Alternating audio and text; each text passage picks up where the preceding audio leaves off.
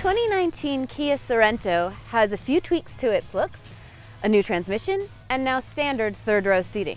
How useful is that third row? And where does the mild redesign place the Kia if you're shopping for a mid-size SUV? We're searching the cosmos to find out. Before we start, please hit subscribe and visit Edmunds for all your SUV shopping needs.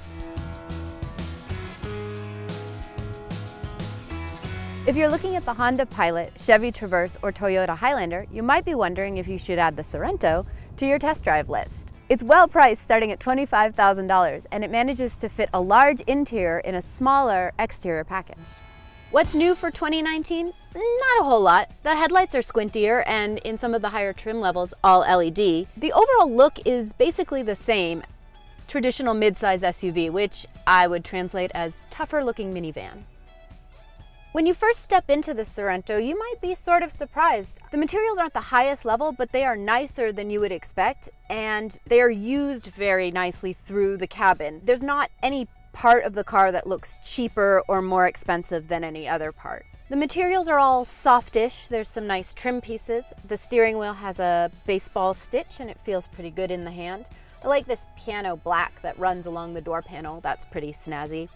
If I had any complaint about the interior, it would be that there aren't a whole lot of color options, and if you go with this all black, it's really dark. It can be a little claustrophobic. The driving position in the Sorento is very comfortable. The seat has a lot of adjustment. I was able to move it up to where I needed to be to drive, and some of the taller folks who drove it were able to move it back. Everybody was set. I like how Kia used physical buttons for everything, and also how all of the controls kind of have their own space in the interior. Like, safety stuff is over here. Controls for the center stack are here. Controls for the speedometer display are here. Radio and nav is here. Temperature is here. And the shifter and off-road options like the locking diff are down here.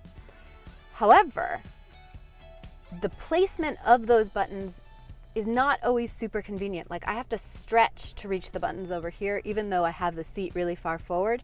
And because I have the seat really far forward, I kind of have to reach back to get the buttons here or to get into the console.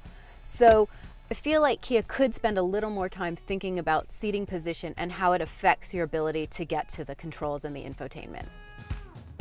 The Sorento starts in a good price range, but you can really add a lot of options, and by the time you've got everything in it, you're almost in luxury SUV range. There are some great standards like the third row and Apple CarPlay and Android Auto. You have an option of a 7 or 8-inch touchscreen, and it's pretty nice. It's not the best visual quality I've seen, but it totally works. It works.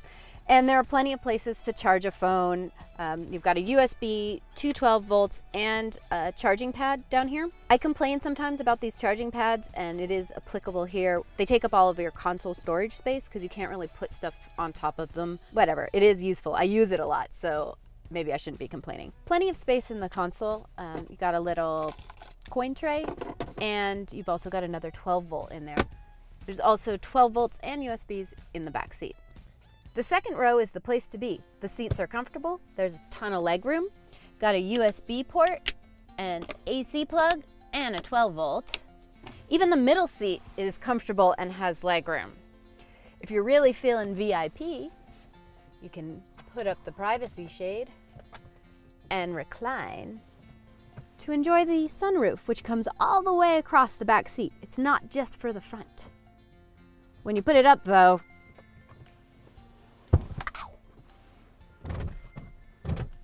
you might have some complaints, which we'll get into as we talk about the third row. I wasn't expecting a whole lot from the third row since the Sorento is smaller than most three-row SUVs, but there's actually quite a lot of space back here, and the seats are very comfortable. There's even AC controls, windows, and cup holders, although you give up armrests for them. The problem with the third row is getting in and out of it. The seats are a 60-40 split, so one kind of goes down with the center and one goes down separately. The way the seats are split means that it's easier to get in on the passenger side than the driver's side. Either way you get in, you have to slide the seat forward and fold it down, and there isn't a whole lot of room to squeeze by it. Once you are in the third row, you can't really bring the seats back up into position, and you're kind of stuck here until someone lets you out. If you're a parent trying to wrangle several children, getting them in and out of here, you need to have free hands to be able to help them. And if you've got car seats in the front, it's basically no go. You can't fold the seats and you can't get back here. If you have 3 or more young children, I don't think this is going to be a useful vehicle for you. So the Edmunds test team was expecting great things from the transmission in the Sorento. For 2019, it's an 8-speed, and previously it was a 6-speed. On the positive side, it does get better fuel mileage now with the 8-speed, and it's very smooth. You will never spill a coffee in the Sorento. Look, I'm gonna floor it. Oh my God, so smooth. The downside is that it's slower. It's almost a second slower 0 to 60 than it was with the 6-speed. So that means almost a second longer that you'll have to be floored if you're trying to merge in traffic. When you're in the very top trim, you have the very top price, and this Sorento is almost $50,000, which is too much for a Sorento. Don't pay $50,000 for a Sorento. Entry-level cost on a Kia Sorento is about $25,000, but it's only available with the 4-cylinder, which is underwhelming. What you really want is the V6, which comes with 290 horses, which is pretty high compared to the competition. Only the Toyota Highlander and the top-level Explorer have more. We recommend the EX because it's available with the V6 engine, which has almost 300 horsepower, and you can option it up to almost match the SX, but for a lot less money. Because the V6 is paired with the new 8-speed automatic transmission, MPG is pretty good in the Sorento, 22 combined. Along with having a price that's about $5,000 less than most of the competition all the way up the trim levels, the Sorento is popular because it's a little bit smaller exterior-wise than most of the other vehicles with a 3rd row. That makes it easier for parking, getting in and out of garages, that kind of stuff. You don't really notice the size difference from the inside, which is great, especially in the 2nd row where there's a ton of space. The way that Kia made the vehicle smaller is basically in the back. They cut off all of the space after the 3rd row. So you do give up cargo space if you have that 3rd row up. It does feel a little bit smaller to me in the driver's seat than some of the other SUVs that I've driven recently, but I wouldn't call it cramped. If the last time that you drove a Kia was, say, a Rio or something, rental car, you would be really surprised by Kia's ride quality. It is so quiet, it is so calm, there's no wind noise, there's no tire noise, it's soaking up all the bumps. If anything, you might complain that you feel a little distant from the road that you're driving on, but it is very comfortable. The Sorento has 4 different driving modes, Comfort, Eco, Sport, and Smart. As far as I can tell, they don't really do anything. I mean, I'm sure they do. I think when you put it in Sport mode, there's a change in the transmission tune and the throttle response is a little bit sharper, but it is barely noticeable. In most of the cars I drive, I find that there's something that I love and something that I hate. Like, oh man, the brakes are so good in this, but the steering's so dead. Or the throttle response is excellent, but the shifter is awful. That's not the case for this Sorento. I have never felt so neutral about any vehicle in my life. There's nothing to complain about. The steering feels fine. The gas pedal is a little slow to respond, but you'd sort of expect that in an SUV. The brakes are great. The test team said that they were fully within parameters for SUV stoppage, but none of it stands out. That's not really a compliment, it's just not a complaint. I feel like Kia's designers were sort of given instruction to make something that wouldn't offend anyone. So nothing really stands out about the design or the technology. Multiple times while I've been driving this car, I've parked it somewhere, came out and been like, which one is it? Because it kind of just looks like a general idea of an SUV. Nothing stands out. Kia has been ambitious with its marketing of the Sorento, even making a commercial showing it climbing a steep off-road challenge in Moab, Utah. I don't think that Kia really expects you to take the Sorento up Hell's Gate in Utah, and I don't expect you to like camping as much as I do. but it is a really good way to showcase how much cargo space there is.